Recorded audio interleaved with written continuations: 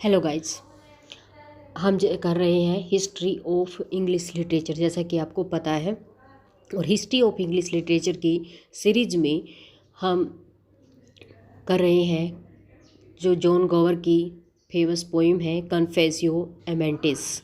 ठीक है, और ये मैं आपके लिए हिंदी में लेके आई हूँ क्योंकि पोइम थोड़ी सी कंफ्यूजिंग सी पोइम है, समझना थोड़ा सा मुश्किल सा हो रहा है। तो मैं इसको आगे वाली लाइन इंग्लिश में करके बाकी मैं सारी लाइन आपको हिंदी में करवाऊँ।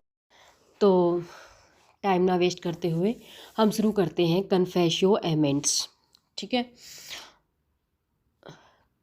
The lover confession.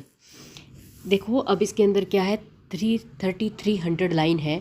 Middle English poem, middle English जो एज है उसकी ये पोइम है, जॉन गोवर के द्वारा लिखी गई है, विच यूजेज द कन्फेशन। इसके अंदर एक कन्फेशन है जो कि मेड बाय एजिंग लवर, यानी कि जो एक एज्ड लवर है, ज़्यादा एज का एक लवर है, वो कन्फेशन करता है वीनस के आगे। वीनस जो लव की देवी है उसका जो चैपलिन होता है पादरी, उसके पादरी के आगे कन्फेशन करता है।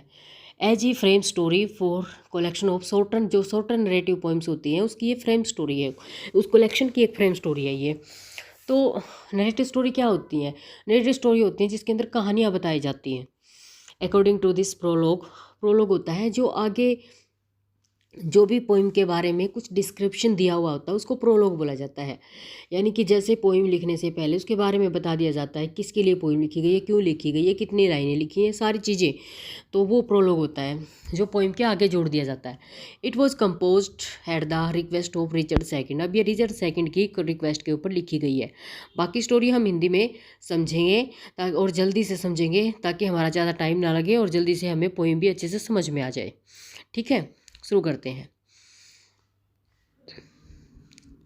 प्रस्ताव यानी प्रोलोग समाज की चर्चा के साथ शुरू होती है, यानी समाज की जो सोसाइटी के साथ शुरू होती है, जैसा कि गोवर के समय में मौजूद था। यानी गोवर के समय में जो भी सोसाइटी थी उससे हमारी जो पोइम है उसका डिस्कशन शुरू होता है। वह सरकार, चर्च और अपने समय के लोगों के देखी गई नैतिक विफलताओं को सूचीबद्ध करता है। यानी कि इस समय जो लोगों के अंदर नैतिक विफलताएं थी, यानी कि जो मोरल वैल्यू गिरे हुए थे, उनके बारे में बात करता है। लोगों को बेहतर दिशा में इंगित करने का प्रयास करते हुए, यानी कि इसमें लोगों को कहा कि वो बेहतर रास्ता अपनाएं, बेहतर दिशा अपनाएं। उन्होंने 8 खंडों का संग्रह लिखने की योजना बनाई थी, यानी कि उन्होंने 8 वॉल्यूम बनाने थे इस पोइम के। जो विफलता के प्रति उनकी प्रतिक्रिया है, यानी कि जो विफलता है उनके प्रति प्रतिक्रिया है, वो इस पोइम के अंदर उन्होंने डाली है कन्फेशियो एमेंटिस के अंदर। ग्रोवर ने नबूकदनेस्सर के लोहे और मिट्टी के दोनों से बनी एक मूर्ति के सपने के वर्णन के साथ शुरुआत की। यानी कि इस पोइम की शुरुआत नबूकदनेस्सर में जो लोहे और मिट्टी के से दोनों से बनी एक मूर्ति थी, यानी उस मूर्ति ने जो सपना देखा उससे के वर्णन के साथ शुरू की है ये पोइम। मूल रूप से उनका कहना था कि समाज में अच्छाई और बुराई,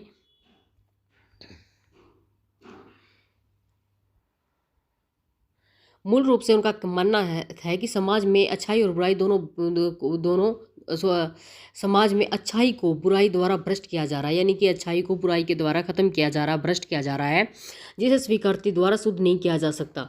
यानी कि जिसको अगर हम कन्फेशन भी कर लेना, यानी मान ले कि हमारी गलती है, फिर भी शुद्ध नहीं किया जा सकता। इतनी ज़्यादा बुराई फैली हुई है समाज के अंदर।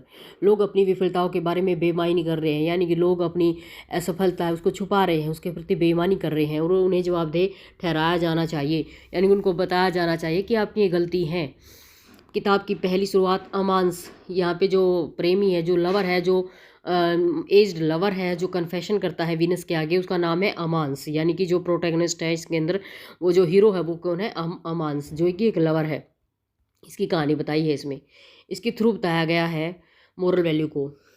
शुरुआत अमांस प्रेमी के अकेले जंगल में घूमने से होती है। वह बिना किसी उद्देश्य के अपने गहरे प्यार से प्रताड़ित है, यानी कि वो जो जिसे प्यार कर रहा है वो उसी से दुखी है।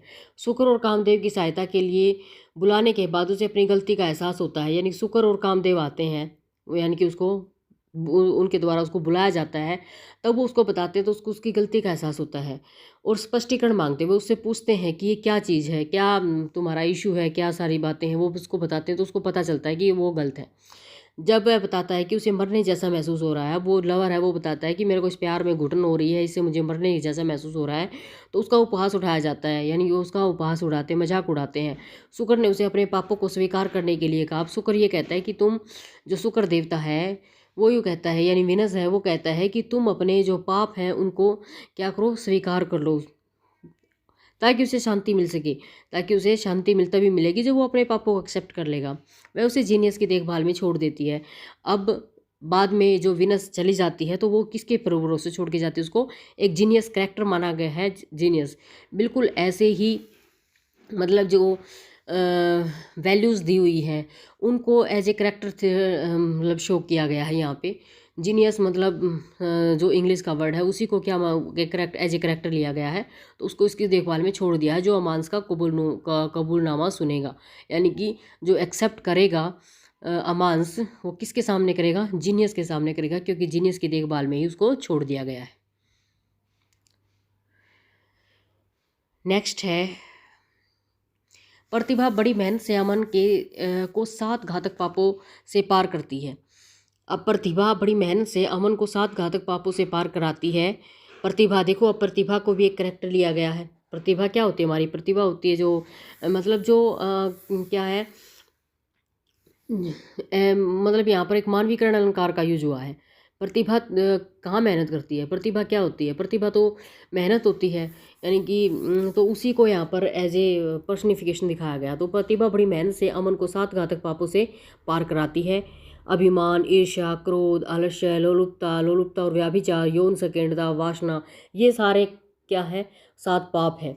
पूरे कबूलनामे में गोवर ने वे कहानियाँ शामिल की हैं जो पहले बताई जा चुकी हैं, यानी कि जो पहले कहानी बताई गई है कबूलनामे में वो सारी कहानियाँ इसके अंदर ऐड की गई हैं, जो जेनियस बाइबल से ली गई हैं, ओविड मेटामॉर्फोसिस से और अन्य प्राचीन महत्वपूर्ण ग्रंथों से कहानियाँ दोबारा सुनाता है, यानी कि इनसे इनकी कहानियाँ सुनाता है वो उसको।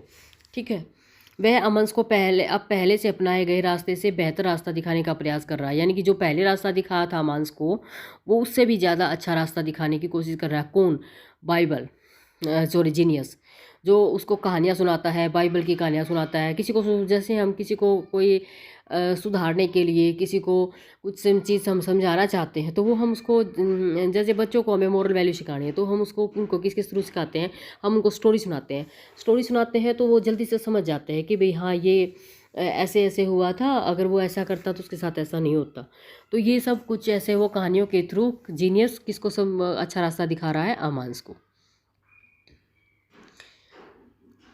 जब तक वह पहले 6 पापों को पूरा कर लेता है, यानी कि 6 पाप जब उसके पूरे हो जाते हैं, अमन जीनियस से छुट्टी की गुहार करता है।